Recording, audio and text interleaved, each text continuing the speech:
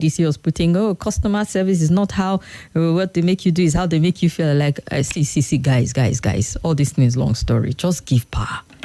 You will not need to talk too much trenchy on Twitter. I appreciate what you guys are doing, trying to have good, customer service and all of that, but no power.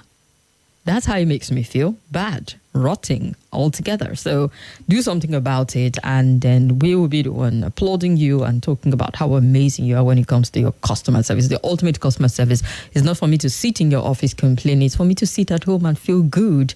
Less complaints, amazing customer service. That's how it worked in my world. So yeah, let's just talk about the weather. How are you coping? I was driving today and I thought I saw some glistering. I don't know how to describe it. Words fail me in front of me. You know when it's intensely hot and you start to see like shimmering stuff in front of you, like you're in the desert and you start to imagine things. No, I did not see an oasis or water. It's not that hot, but there are a lot of...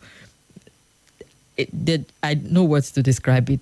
It's hot. That's what I'm trying to say in simple English. And I wore high heels. So today I was walking on like, Kim, just catwalk carefully, because if you trip and fall now, they will say it's cost of living crisis. Or if you're Nigerian for fainted due to cost of living crisis, economic hardship. Isn't that what we say for everybody who faints or who slums or something at this point in time? They will not know the true story. The sun is hot. That's all I have to say. Well, I'm done talking about the weather. Thank you so much for staying with 95.1 Nigeria Info. Incredible conversation from start to this very point. Well, there's still a whole lot more to cover and a lot more to go on the show today. I'm sure you had a fantastic engagement with Tommy on the Sunny Side show.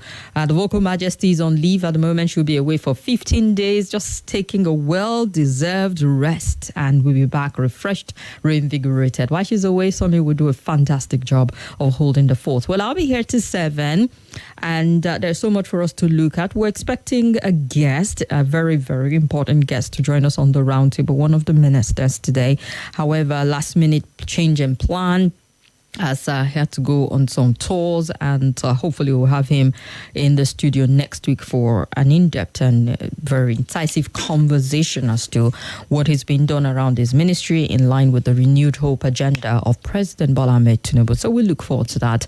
Now, seeing that we have the time open, it's going to be you and I on the roundtable. So I would love for you to participate actively. Let me know what you make of some of the big stories driving conversation in the country. And I know one of the big stories that trended over the weekend was what happened in Delta State, where I was trying to process how it is that, a community of people would stand by and allow some very, I don't know how to begin to describe the group of youth who carried out this very heinous, ugly attack. It feels like wrong on so many levels to say that uniformed men, military personnel, senior officers came for their peacekeeping mission, and it went sideways so bad enough that they were killed and mutilated, decapitated. I mean, seriously, how did it degenerate into such nightmare is the big question. And then it's very typical, very predictable of what the reaction of the military would be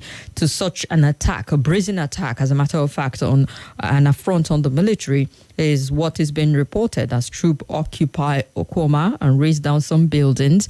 And the update is still coming in, and a lot of people are very, confused on how to process. There's anger, there's rage, there's all kinds of emotion that is coming into play. The first instant, why would officers who came for a peacekeeping mission be killed and mutilated in that fashion? I mean, what kind of people do we have that would do something of that nature, to say you have to decapitate, to send a message? It was a very wrong message to send, apparently, and to the wrong set of people, because, from OD massacre to a lot of the occupation that we've seen by the military. The people in Imo State will tell you how it happened to them when IPOB insurgents were there, and other communities that have had to confront the military heads on, how it pans out at the end of the day. So a lot of people were not surprised that there was going to be some a retaliation of some sort on it, and it's been described in so many ways, from genocide to human right violation and all whatnot, and people are tearing each other's hair out on social media as to what is right, what is wrong, and if the military would have responded that way. Two wrongs, one of the presidential candidate was saying two wrongs never make a right, or two very ugly situation that pans out there. But it just tells you that well, we're a long way from the kind of civilization that we want. That's all I have to tell you for now. The Delta community, where 16 soldiers were killed on Thursday, have been raised, according to report. The Nigerian military confirmed the killing of the soldiers, including 4 officers, in a statement on Saturday. The victims included the commanding officer, 2 major, 1 captain, and 12 soldiers. The troops were deployed to restore peace between 2 warring communities, Okwama and Okoloba community in Delta State. And according to report, the Okwama coastal community, where the killing of the soldier took place, was raised down Sunday morning. It's not clear who actually did it. Any community or if anyone died. Till date, there is no report that has given figure to that just yet. And I'm still combing to see if there's any. However, on social media, it's a different speculation altogether. Now, Tukur Gusau, Brigadier General and spokesperson of the Nigerian military, had in his Saturday statement said the military would investigate and bring the culprit to book. We know there's been statement for even higher office calling and condemning what happened and reiterating that investigation will be carried out to see who the perpetrators of the killing of the soldiers are in the first place. Governor of Delta State, in a statement by spokesperson Festus Ahom, condoled with the military and the families of the slain soldiers and said the Delta State government is gravely disturbed by the violence and unprovoked killing of the soldiers, and the incident is despicable, not in sync with the culture and tradition of Deltans. They run contrary to values and paths of peace that the state government is promoting, as I have always emphasized in our more agenda to enhance peace and security. He had so much to say, however. And bottom line, it will be investigated and they will get to the root of what really happened. It's going to be one of those cases where we kind of find a resolution. They actually find those who were behind it. Do you know what it means to get men in uniform and not just kill them, then go ahead to do the kind of horrible things that were done to their body? You are caught in trouble wherever it is you are if you do something like that. Even if you do it to an average person, it's big enough trouble, not to talk about military personnel and senior officers at that. And they talk about what happened afterwards in the community. Well, even though the argument is still going on, if it was directly the military or some people took, stuff into their hands, we've seen one too many occasions where the military have had to retaliate, from Benue to Imo to Bayelsa, and quite a number of places where you see people who dared the military and what they get back. I remember how we talked about the Benue State case where some soldiers were killed and how they raised the community down. It comes to mind, one of the biggest in terms of conversation around massacre perpetrated by the military. That one is still pretty much hanging. So not to draw and ick the military in any form. But it's still left for us to actually resolve how conflict, I know it's ugly, but how this kind of situation will best be managed. A horrible thing was done by some criminal element within the community. What's the best approach to dealing with it beyond causing more devastation is a big conversation that needs to be had in the country.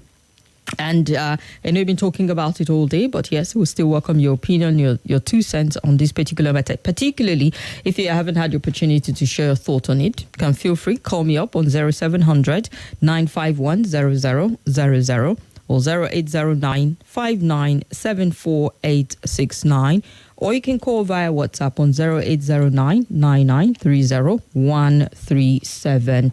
Hello. Hello, Kim. Yes, you are welcome. Good afternoon. This is Tara. Tara, good to hear from you. Thank you, Kim. Kim, it's very sad. Very, very sad. I feel for the soldiers too. I feel for them. Honestly, it shouldn't happen to anybody. And at the same time, I feel for those for those villagers too. You killed maybe, for example, 20 soldiers, and 300 people will have to die for that. We don't have a number, Tyra, as a matter of fact, at this point in time.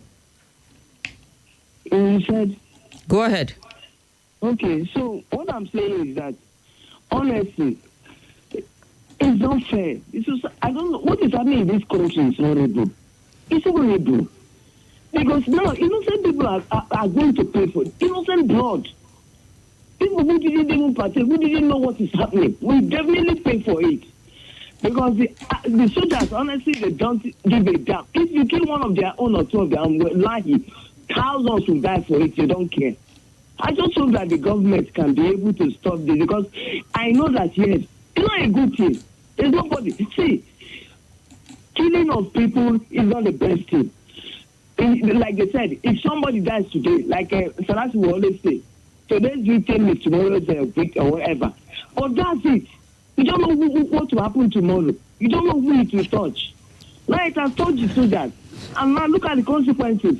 On the poor, some innocent villagers, innocent blood will flow. It's not right. The people who kill the soldiers too, it's not right. The soldiers who are burning houses and killing innocent people and children are not right. It's not right too. How are they going to stop it? I don't know what is wrong with this country. We don't have it. If I use that word now, you say you don't like it. We don't have the government in this country. I don't know what is going on. All right, Tyra. It should be happening every day. Nobody stop it. All right. And when it gets to escalate to this stage, that you see them doing different things. I don't understand that. All right. Thank you very much, Tyra. I think you've expressed yourself as best as you can on this. Hello? Yeah? Good afternoon. Good afternoon. Welcome to the Roundtable. What's your name? Thank you, ma'am. My name is John Ode. Welcome. Welcome, John. Yes. Please, I want to comment on the issue of killing of soldiers in the Okwama in yes, Delta Okwama. State. Yes. Please, I want to ask, is it that some of these attacks of soldiers, I don't know why it's happening enough, and we don't have such reprisal attack in the north. Which case in the north is your case in point that they made out precisely? We have in news several attacks, killing of soldiers by Boko Haram and some bandits and some other and whatsoever called has been taking place in north, and we have not seen soldier or anybody or any community burned down the way it is now. So I'm confused. I want to know, why is it like that in this country we are? All right. But, why I wondered, because I know that a lot of people have been putting it out on social saying that you don't get the same, high-handedness meted out for those who perceived it that way. And I asked them, which case are we looking at that within a community of people, soldiers were killed and somehow they escaped it? If you're looking at the scenarios of all of this, we're looking at cases where we have an insurgency, where that, people are coming in and they can use human shield. Was it not also in this country we talked about, the Kaduna, where people were killed in their community because it was perceived that they had some terrorist element within their community, operating cells within that, and they had human casualty. We talked about the numbers for so long to a point that it was almost politicized. The Northern Governors Forum, Northern this, Northern that came out, and they were taking all kinds of position, doing all kind of contribution as if it was the very first time it's ever happened. And we're talking about when even there were misfire in Borno State, in other communities where it was done in error, but people died in their communities. And then someone pointed out Niger State and said, soldiers were killed, on their way towards, I said, where? Was it within a community or some random space, an open space where people do not necessarily identify and live in those communities? And then if you attack them, you don't just now go to the next closest community and burn it down just to make a point. So it depends on where it happened, the context at which it happened. Now, it is not an excuse to justify, burning communities down. And I think it's one thing that we need to address moving forward, how the military responds to some confrontation. In the near future, we've seen one too many of it where lives are lost, men, women, children, infrastructures destroyed because a message needs to be sent. And it doesn't stop people who want to do certain things from doing it. They understand the repercussion of it. They will do it nonetheless. Because I'm sure the main perpetrators of this crime have fled that community because they know the military will come back for them. So if we want to make a blanket one to say, oh, it never happened in the north, like we're not in this country and following up reports of attacks and killings and invasions that have been done by military, it might not be the fairest narrative. It might not even help it. What we'll be doing is regional discussion, north versus south. It will not address the real problem. And I think we need to grow past the divide and rule to focusing on real issues that will move this country forward. But you have a right to sharing your opinion. I just wanted a classic example where it happened within a community and they were spared. Hello? Hello? Yes, sir. Hello, you're welcome. Good afternoon. Good afternoon. What's your name, sir? Yes, I'm Mr. Sunday. I'm calling from Dugbe Federal this afternoon. Go ahead, Mr. Sunday. Yes. Yes, the true story about this data killing has not come out clearly. The fact, according to my friend who is from that data killing out there, said soldiers came to the village. When they arrived in the village, they were entertained by the king of the village. And when they were about to leave, they wanted to arrest the leader of the community. Because the Warri two community, one is dominantly Ijaw, the other side is Orobo. So when soldiers wanted to arrest the leader of the community, the youth resisted. So there was intercussion between them, and soldiers killed people. Nobody heard about it. It's the only version of when soldiers were killed that people hear. I don't know why journalism is something else in Nigeria. People need to go and investigate. This is what happened. Before these people attacked, soldiers first killed people because they were in support of one of the ethnic group. Why don't we look into that? Soldiers were killed. They have been killing soldiers in Nigeria. But soldiers have not gone and raised down any community in northern Nigeria. But when it happened in southern Nigeria or middle belt here, they would just go and kill everybody as if the attacker. If you soldier himself know that attacker, they are not going to be there in that village. But yet, if they investigate those are soldiers killed in attempt to arrest the leader of the community, if anybody knows about it, all right. Why the story is one-sided? Why nobody investigates what happened? What led to soldiers being killed? We should do this thing very well, I beg. All right, then. Thank you very much. Well, it's a challenge to dig deeper into and unravel a bit more as to what happened there. Hello? Hello, Kim. Good afternoon. Welcome to the show. Good afternoon. Yeah, this is Chris. I'm calling from Go ahead, Chris. Yeah, I'm in line with what the last caller was doing, or this last two previous callers. I agree with them, honestly, because let me give you a typical example. I was driving through Mambila Barrack, the popular barrack here around Metama, and by that bridge you will see an electronic billboard. Okay? It's continuously displaying the names of personnel that have lost their lives in some of these crisis areas. You know? And those that's on end, you know. If you go there now, I'm sure you see displaying them. Now, where are those people dying? On what part of this country are they dying? Are those people that are displaying there continuously there? Are they the ones that died in Niger Delta? I am not trying to justify the killing of soldiers in any part of this country.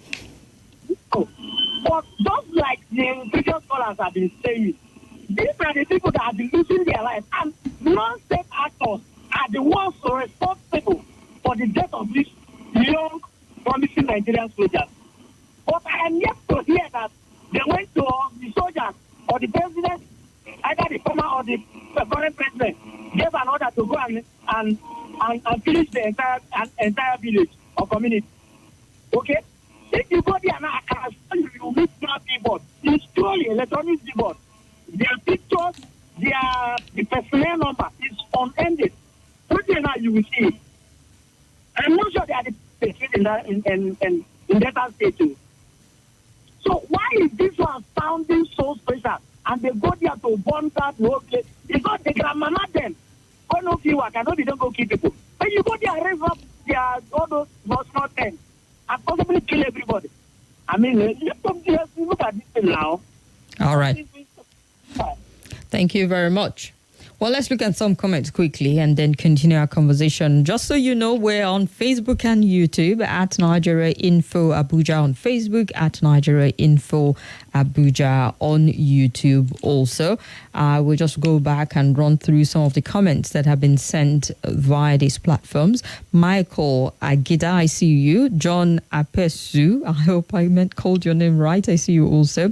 Patrick Adole says, please tell your caller that in this age where it doesn't take 30 seconds for Nigerians to post events on socials, how come there's nothing of such anywhere on the internet? Let's not bring emotions into the serious issues, he said.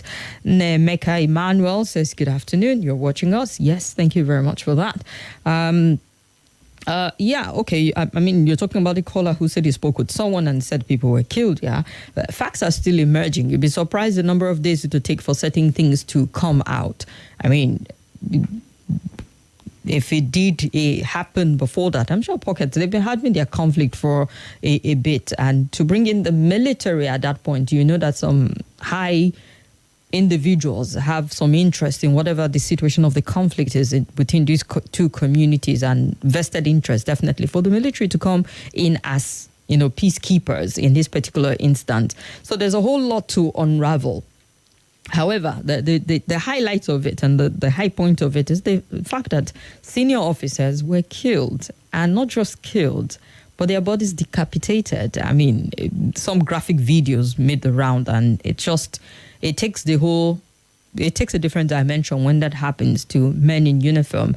And yes, the retaliation also, the response of it and what happened afterwards takes it a notch higher to saying, would we continue to always respond fire for fire every single time? I mean, go with all your arsenal and ballistic when it comes to something that looks like, I'm not going to downplay what happened, killing military personnel or anybody whatsoever. It cannot translate to a pillow fight. Indeed, a criminal offense was committed there. However, how we respond to that is something that we need to have a conversation about in the future. And the president has also, I mean, he's the commander-in-chief of the armed forces, and saying they would get to the root of this particular matter. So people high up there are quite interested in how and what truly did happen.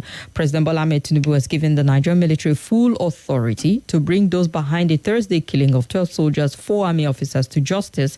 He said this in a statement he personally issued on Sunday, vowed his government will not relent until he achieves peace and tranquility in every part of the country. So it's not the end of the road. They would have to do what they have to do to get those out.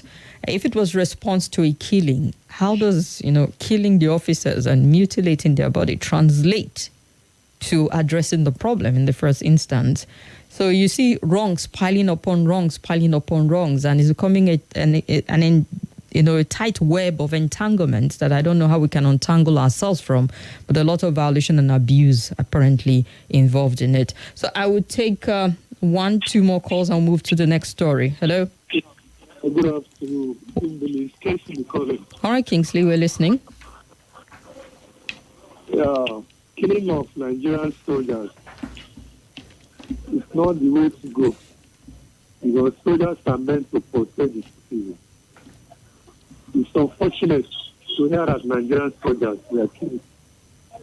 But the way Nigeria military is being structured, where soldiers from the north are sent to the south, from south to north, from southwest to southeast, from southeast to northwest, north central, and so on. It's not helping matters. Because soldiers from the south to north, the way they will treat people around there, they will not have that kind of feelings, brotherly feelings. those from the north to the south, they will not have that brotherly feeling. You're supposed to understand what I'm talking. That's why it's easy to raise down community, because maybe the community, I'm from north, nothing concerns me here. I'm from south, nothing concerns me in the north. It's not helping matters. People should work in their areas so that they will know how to solve their problem. Thank you. But on the federal level, would you advocate for that? Where it's a country. Yes, I understand that we have several nations within this country, but it is still a country, an entity that it identifies as one. And then on the federal level, you can redistribute. Next thing you are telling me, NYC, serve in your state and your local government. Or if you want a job, work in your own state. Next thing you're telling me, you can't work in Abuja, you have to go back to Imo State to work. I mean, is that what we want Nigeria to become? Honest to God. It's a different thing if we're talking about state and local government level and identifying, creating jobs and opportunity within those levels. But is it the picture and the dream that you have for Nigeria? It's not helping matter. If you're looking for a job now, they'll ask you, what is your religion? What is your ethnicity? Nigeria is ethnicized, it's tribalized. Let people work in their area so that they can be able to manage their problem. All these north-south. It doesn't have, there's no humanitarian feelings. They will go there, crush everything, destroy. They will go back to Azul, nothing concerns us. You understand what I'm talking? Thank you. Well, I think the region that has suffered the most when it comes to insecurity in Nigeria is the northern part of Nigeria. As a matter of fact, they face more devastation and stunted growth in a good part of the northern state as a result of it.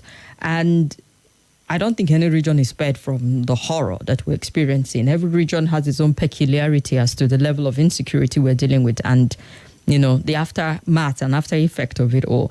But I think we, the people, are the ones who amplify. We're dancing to the tune of the politician who always make us see things from that lens of religion and region.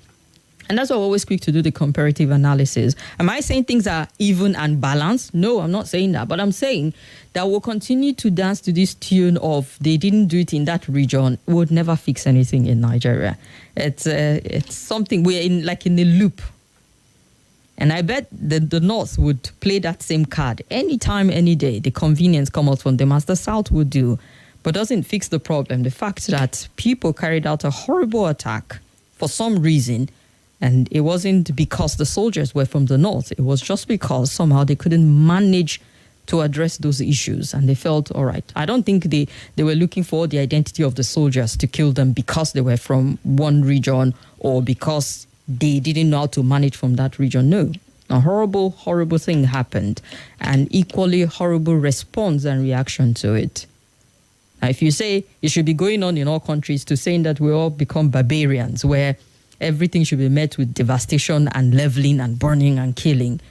It's not a healthy one. But I know it's a candid opinion and candid perspective that is being put out by Nigerians because that's the perception. And it's a perception we need to address, that the government needs to come. And I don't think the last administration helped in any way. It was fueled and entrenched even further by the last administration. We started seeing things through. It became so binary, north-south, north-south, north-south, Christian, Muslim. We just did not allow ourselves to go back and interrogate things even further. But now, it's time for us to just break from that circle and critically look at things. Yes, it's in order for you to look at how the military responds to operation in different parts of the country. And if you see disparities, you're well within your right to identify and call the government out to addressing it. But then there are ways to go in about it. Hello. Yeah. Welcome to the show. Good afternoon. Yeah. Before they be killing.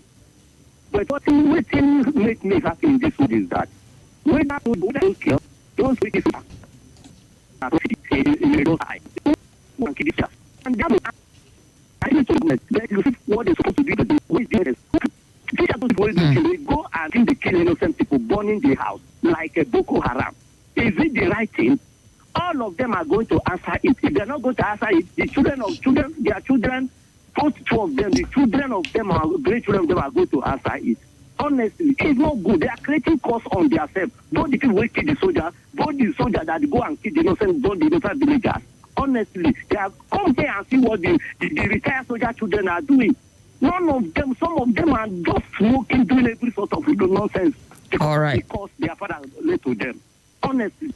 Okay, that is you talking about a curse. I don't know about that, but I know you. I want to believe you know what you're talking about. Hello. Hello, Kim. Mr. Sunday, I'm calling back again. Okay, Mr. Sunday. Hello. Keep it short this time around. You've contributed before, sir. You are taking my time, Mrs. Kim. Please, I want us to investigate this issue very well. We should not look it for one side this time around.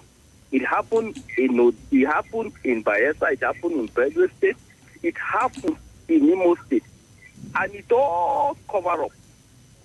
We should investigate this thing. The killing of the community youth happened days before the killing of soldiers. Everybody should know that. That is my own position. I'm not even into north-south divide.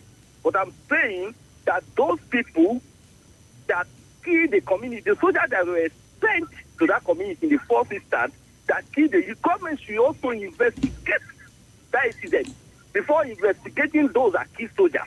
Because soldiers kill, they kill people before. Everyone should know that. That is my stand this time around. All right. Thank you very much, Mr. Sunday. Hello. Hello. Yes, you're welcome. Good afternoon. Good afternoon, Kimberly. How are you? I'm all right, sir. How are you doing? So far, so good. How is Nigeria? Are you out of the country? Are you by any chance calling us from somewhere in the United? We don't know what is happening in the breaking news. We have to continue updating ourselves.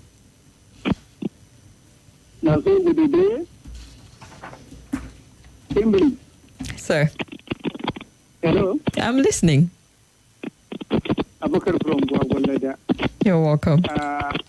We condole with the military families of the loss of previous lives of the gallant military men. It is unfortunate that military men who are on this mission will be suffer that kind of horror in the hand of some miscreant, if I would like be permitted to describe them in such manner. But as well, we should condemn terrorizing civilian. Hello? We're listening. Go ahead, sir. It is unethical. It is not civilized. It is uncivilized. So the same military. Why have we reached this level of civilization? With scientific, forensic investigation. Oh dear. Sorry about that. Hello? Yeah. I am fine, but the connection is rusty, so I can barely make out what you're saying. Okay. Please call back. Hello? Yes, welcome. Good afternoon. Happy New Year and very long time. My name is Musa. Musa, good to hear from you. Please, you in particular and management of Info, accept my condolence for the loss of that person that the afternoon give us sweet voice, to entertain us. May her soul rest in perfect peace. Amen. Debbie Ohamara. Because when this happened, over 2 months, not been in Nigeria. I went for my health, checked my health, and it's always good to have a daughter that is well trained. She went there, she searched my passport, she refused me to come back. Oh. She kept me there. I just came back. Welcome back, and I hope you're feeling a lot better. Yeah. Thank God. It's a routine, it's an annual routine. Oh, okay. Not as if, like what happened in Delta, people will not understand. One of that community is where the chief of defense staff married from. So there was sentiments that made those people to did what they did. They thought probably he's going to go one side.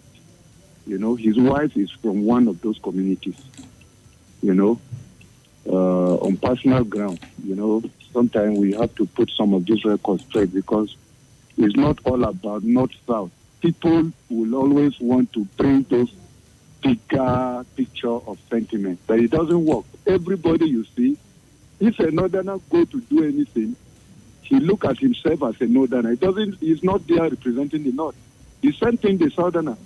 So even if it's a southern president take decision, he's not taking it because it's for personal distance. So sometimes not south, those things does not. In fact, they are not reflected in our daily activities at all. And I think earlier the better we should learn to may the soul of those soldiers, we lost them, God grant them eternal rest.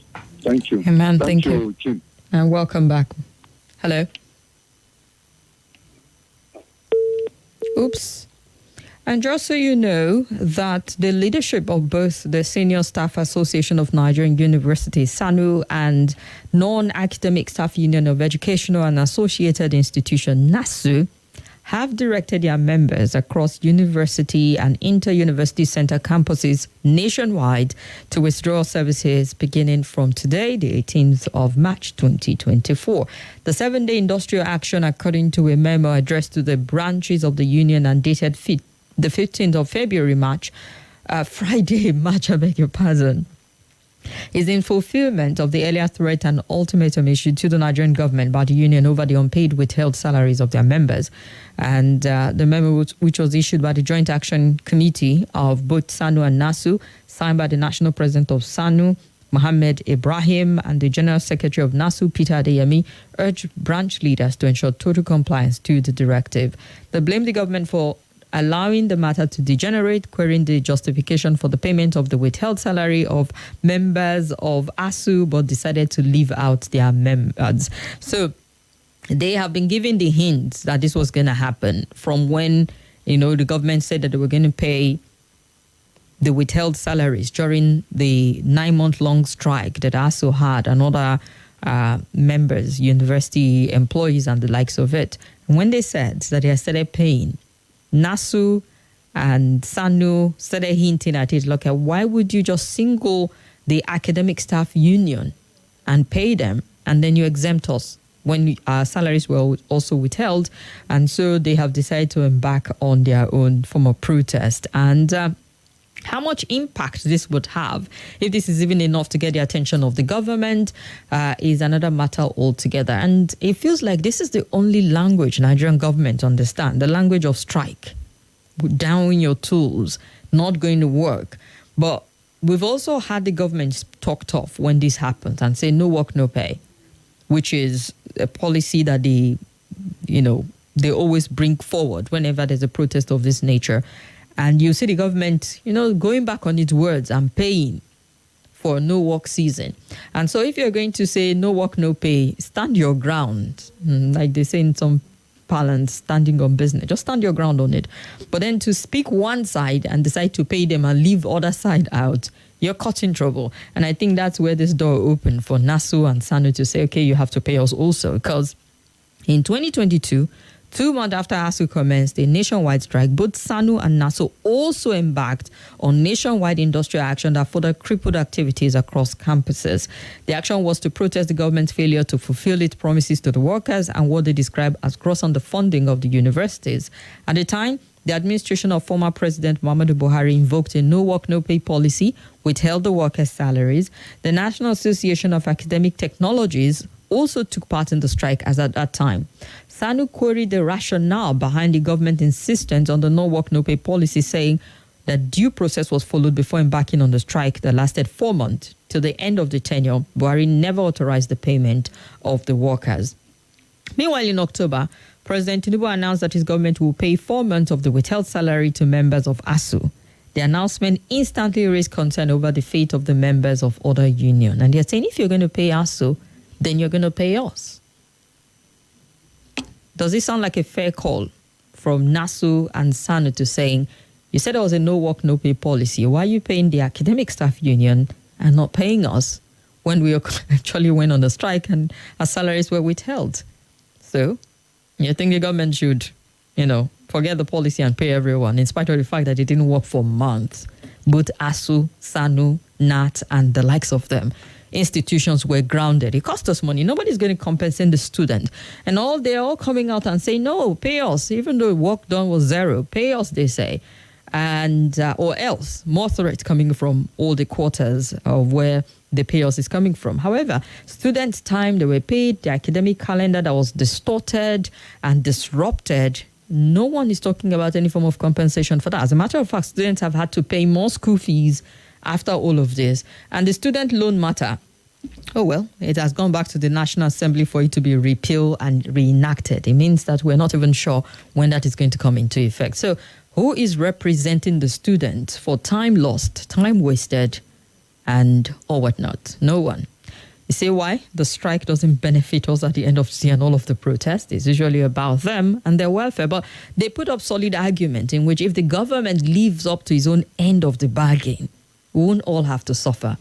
And that's why we should have strong negotiators on the part of government to saying some certain things should not be allowed to be prolonged for months. How do you allow lecturers go ground institution for 9 months? Why? I think it's very unfair to the entire country, to student, to parent, to education sector generally, to allow institutions be shut down for that long, for months. I mean, in 2020, we had the COVID and we had that. Then 2022, we had another one. It's not right. And right now, they're demanding to be paid, and somehow government has to, or else we see more strike on our hand. Maybe, maybe not. But it's open to your own interpretation also. Let's hear you. Hello? Hello? Yeah, good afternoon. Let me finish my thought, Kimberly. Okay, line went off. Go ahead, sir. Thank you. Just as we know, immediately any international terrorism occur in any part of the world, whether in the city of London, Berlin, or to anywhere, within 24 hours, the authority concerned will be able to discover those behind that kind of dastardly act. It will be the same. We should not be terrorizing our own citizens. That is my thing. Thank you. All right. Thank you very much. Hello? Hello? Yes, you're welcome. Yeah, good afternoon. Yeah, Dr. Zil from LifeCamp. Dr. Zil, good to hear from you. Yeah. You see, our government, they don't value education. I sometimes doubt their own education too. It's a big question mark. This thing that they paid us through and left, partly paid us through and left now, I don't know, don't they see the Sue in their name? I don't know, in the same university arena, what is really going on? And sometimes I ask myself, is it that people just do things, they don't even remember God, they don't remember the end of their life and how God will judge them? You pay partly, some people partly in the same sector. You let some. Is that fair? That is unfair. It's better you don't pay any one of them at all. Not because of political reasons, you want some to support you and you don't want some to. See, some of them, sometimes I ask myself, can't we have people who are fully educated, who value education as our leaders? Not all these ones who talk we are better and be telling us they are well educated. No. Because when you do not do things in terms of education, it shows you don't have education at all. When you don't support education, it shows you lack education. So what is going on now is that these people, it shows that they are not fair to them. Why should they pay the other union and let them alone? Are they not working for the same goal? What they started today now, is it not going to affect those other ones? So government has not done fair. They are not fair to them at all. They should pay them, or possibly try to see to it that they make them see they can't pay the way they pay the other one, maybe little by little, they settle them as well for fairness. All right. Thank you. Thank you very much, sir. Hello. Good afternoon, ma'am. Good afternoon. You're welcome. My name is Jonah. I'm watching. Good to know. The called and answer our no break, please. That's all I want to tell you. Please be strong for us. You people are not many again. You are the only person. If you read comment, people are asking only you are come. If you break down, how do you want us to feel? Please, I don't want to say any other thing. Me myself, I'm not strong. I'm watching. Thank you. You know you're a strong woman. Madam Speaker, man. Bye-bye. Thank you very much, Mrs. Omes. I appreciate you. Auto eyes, not only you are come. And Asupita, good afternoon, Madam Speaker. The military should go deeper. Somebody must have used federal might in the whole incident that has led to the rumble. Politicians should not be spared in all of this. Yeah, there's a lot to interrogate as to how, it got, snowballed out of proportion in that community. Good afternoon. Matthew from CBD says, why can't we have light in this country? I almost cried last night at Goza Boho Airport Road. Why is AEDC doing this to us? And they brought outrageous bills for us to pay last week. Pastor TJ Ogunlade from Dubai says, our own king will not fall in Jesus' name. Go ahead and catwalk in peace. I miss your vocabulary. All right, yeah. I was worried about that because if I fall now, we'll say it's cost of living crisis. You don't know it's other stuff. All right. Geronimo from DC Alaji. This one, too many slaying of military personnel in the country is watershed moment. It calls for the introduction of proper force protection for our officers and men in the troubled areas across the country. One good idea would be to establish a new division of Army Air Corps separate from the Air Force to operate only helicopter transport in high-risk areas. Okay. Good afternoon, Kim. Killing of Nigerian Army officers is condemnable. How can some element kill military officers and expect to see peace? I think they would have to pay for the crime they committed. And I wonder why people are trying to make case for them, says Oludade Abiodun. I totally condemn the killing of our officers on national duty, and I fault the Nigerian army for destruction of a community they are supposed to protect. They are to fish out the culprits with their intel and make scapegoats of them. Are we a lawless nation? He asked, from Central area. And good afternoon. My condolences to the military and Deltans. If we're the military when Boko Haram bandit killed 36 soldiers in Niger, what happened? Because it's in that region. Now it's happening in the south where the military is showing their muscle. Who knows whether, all right, Prince or massacre. Let's not start to imply things that we're not sure of. The weather is extremely and unfriendly hot. Okay, unfriendly hot. Is it unfriendly hot? Okay. And AEDC staff contribute 95% of it. They contribute to the hot weather by not providing electricity. I feel you. Secondly, we the people also contribute to because we fail to plant trees in our immediate area, says Mr. Innocent. I have trees where I am, but it's still painfully hot. No breeze whatsoever. The leaves are not moving. Nothing is moving. What? But plant trees. Go ahead and do that. It's healthy for the environment and for us also. What happened in Delta is unfortunate to say the least, but the reaction of the soldiers, predictable. The irony of it is that we don't have a country, as we can see from reaction of citizens, taking side from region or ethnic point of view, north, south, and all of that. When the names of dead soldiers were fully released, you see that they are Nigerians from different parts of the country. A country is never built this way, but all this is as a result of bad politics and bad governance by politicians who gain from the divide and rule system, says Sam in Kubwa. Why is it that when an army is killed in the southern part of the country, they wipe out the entire village, but whenever it happens in the other part of the country, nothing of such happens? Are we having two laws in Nigeria? Too bad. Uchenna is asking also. Adebari Awode says, good afternoon. No matter what happened and how it happened, this idea of uniformed personnel going on rampage is totally unacceptable. When Air Force, according to them, mistakenly killed scores in Kaduna, do we call for total alienation of the force? Why can't they investigate and let those behind face the music? Can two wrongs make a right? No, sir. It can never. And the killing of military personnel by the community is totally unacceptable and condemnable. But then, more condemnable is the brazen raising of community by soldiers as reprisal. We need to interrogate the entire incident. What really went wrong? But my worry is the swiftness at which the military are also quick to swoop and suppress communications and communities down south, but are unable or unwilling to swiftly do same under same circumstances in the north. Truth be told, they are always underlining tribal and religious sentiment by the way and manner the military handles some of these issues. No one can deny this. Issues in Nigeria are deep. In all, I totally condemn the community and the military in the incident, said Charles Mbat. All right, how Nigerians feel about It's something that the military should take home and review, and how they handle incidences in different parts of the country also. We'll go on a quick break and we'll be back with more. Dorcas is standing by for the news at the top of the hour.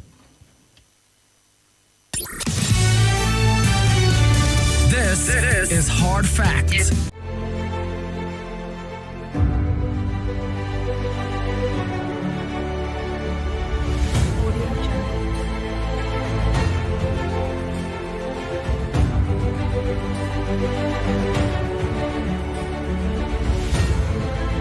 This is Nigeria Info.